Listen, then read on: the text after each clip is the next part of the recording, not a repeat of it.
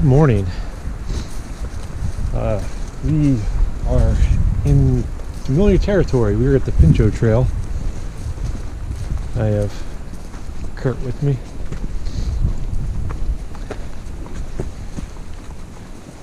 In the midst of everything that's going on in basically the world right now, we are participating in distancing ourselves from everybody else. We're going to spend the next 2 days hiking this loop. Kurt recently completed this.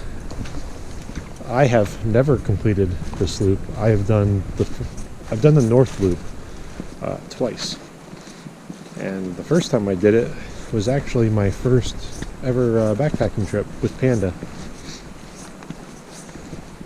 So, for it being such a local trail and a place that we visit frequently, it'll be nice to actually complete the entire loop. It is cold out this morning. Man, yesterday was like almost 70. It was like motorcycle weather. It was beautiful. And today is very cold. We saw some flurries when we got to the parking area. But it'll be great hiking weather, because should stop us from getting like super overheated. It's it's very overcast. There's like no sun anywhere up there. And what is it? It's like about 8:45 right now. Yeah, so it's still pretty early.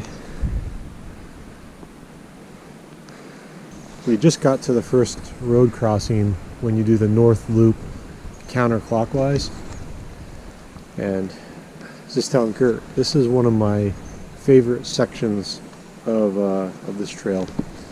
So we are in this little boulder field that has a lot of like tree roots running through it as well, and this stream runs right underneath of us.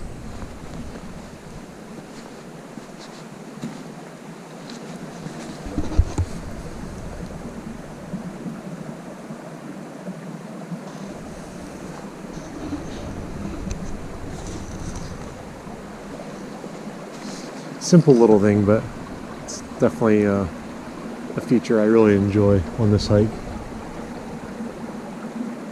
We are on I believe this is called the North Line Trail. Just a quick little note about the Pinchot loop. It is actually a collection of different trails that make up this overall loop. And a lot of it's like this. This North Loop is pretty nice. There are some rocky sections, but it's a lot of nice smooth trail. Now we get to the south side tomorrow. The south side has quite the reputation for being swampy, and with the recent rain we had, I'm sure that we'll get to show you some of that.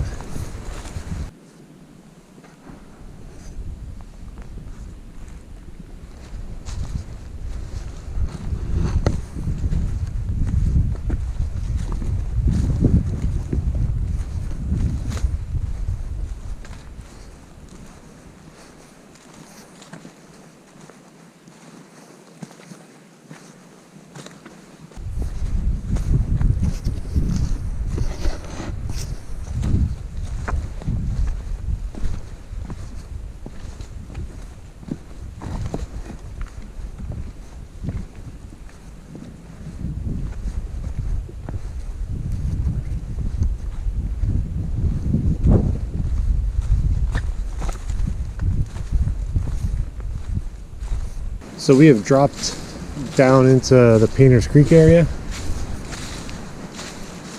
and this is a pretty nice spot. The trail crosses the creek here.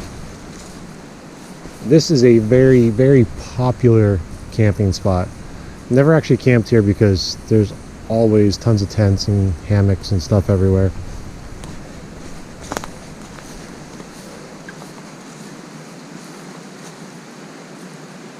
But it's a really nice area. It's very scenic.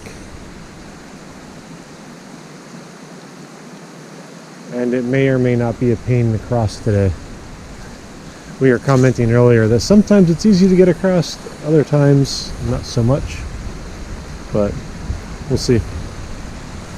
For now though, we are going to stop here and we are going to have our lunch. We are roughly halfway for the day.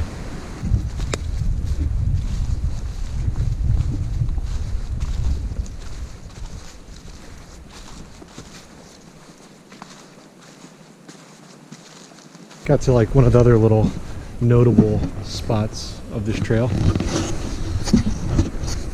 It's a nice boardwalk that runs through this heavy swamp area.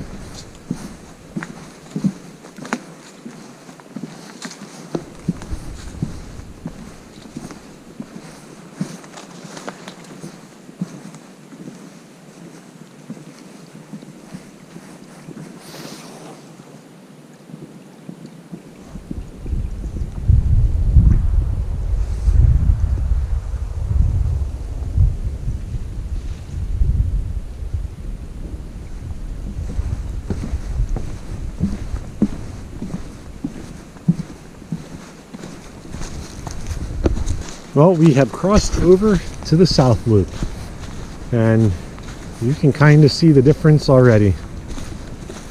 The vegetation here is very green,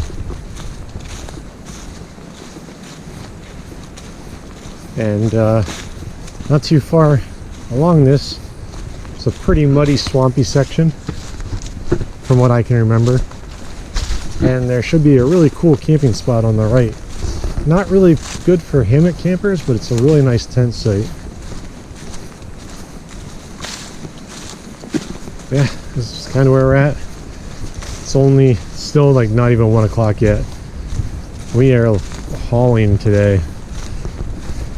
Not even trying to. We just covered a lot of ground really quickly.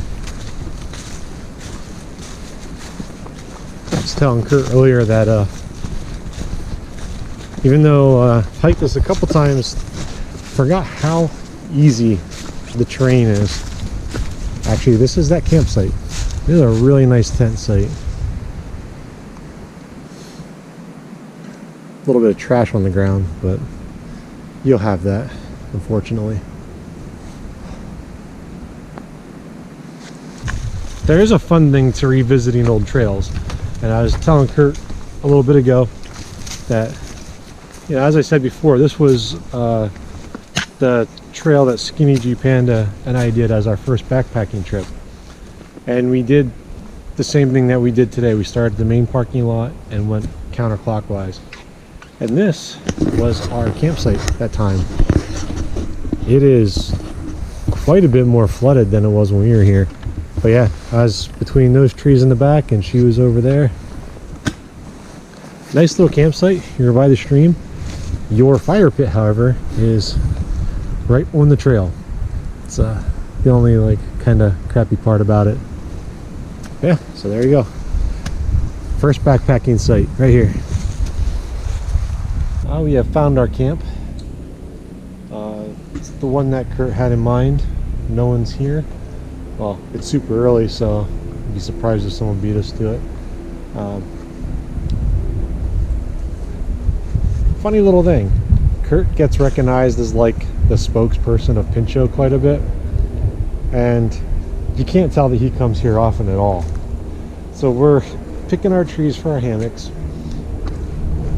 and he sees something on that tree right over there, and it's his pack hanger from the last time he camped here. He thought he misplaced it. No, he just left it in the woods. But it's pretty cool that it was still there. Yeah, this is gonna be our home for the night. It's a little bit breezy, not bad.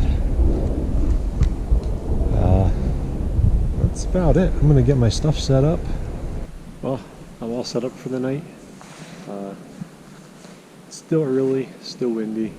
I'm kind of hoping the wind dies down and I can open up the tarp a little bit. But for now, I'm in full-on wind block mode. So if the wind does decide to keep up, I'll be good. But hopefully it'll chill out. But that's what we're looking at. You guys have seen this setup many times before.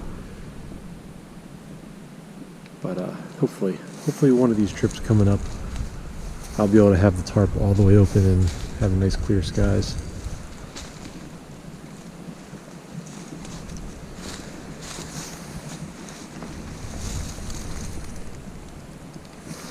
After a little while of just kind of lounging and relaxing around camp, we broke out the stoves. I have a nice cup of miso soup. Kurt's got some coffee, some nice warm beverages to warm ourselves up. It is still super early, so this is what you do. You just kind of hang out, relax, and enjoy it. This is a luxury we don't get very often. We, more often than not, get to camp later than we would normally like to, but yeah, just enjoying the day. It's, despite the chilly wind, it's very nice out. It is about 6:30. The sun will go down in roughly the next half hour, give or take a little bit. And around that time, we retire into the hammock. We just got done eating and securing our food storage. Well, actually, Kurt is currently taking care of his food storage. And that's going to wrap it up for day one.